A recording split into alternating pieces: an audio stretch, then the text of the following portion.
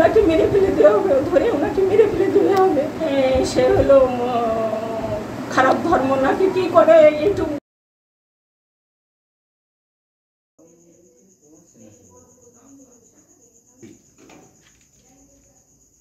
বড় তসবি নিয়ে এসে বসে থাকে।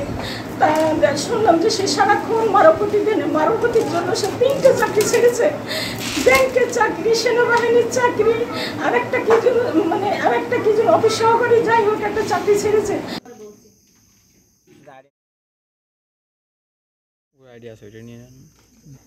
শুনছি যে সবাই আমাদের এই বাড়ি অ্যারেস্ট করবে, আমাদের বাড়ি ভেঙে চুরি ফেলে দেবে, ওনাকে মেরে ফেলে দেবে। আর উনি তো বাড়ি নেই, ওনাকে মেরে ফেলে দেওয়া হবে, ধরে ওনাকে মেরে ফেলে দেওয়া হবে। কি কারণে? এই যে ধর্ম করে, এই ধর্ম করে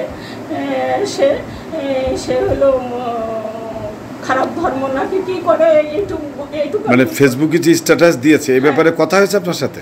না, এই ব্যাপারে কথা হয়নি। তা এই ব্যাপারে কথা হয়নি, এই ধর্মকরণ নিয়ে এইসব।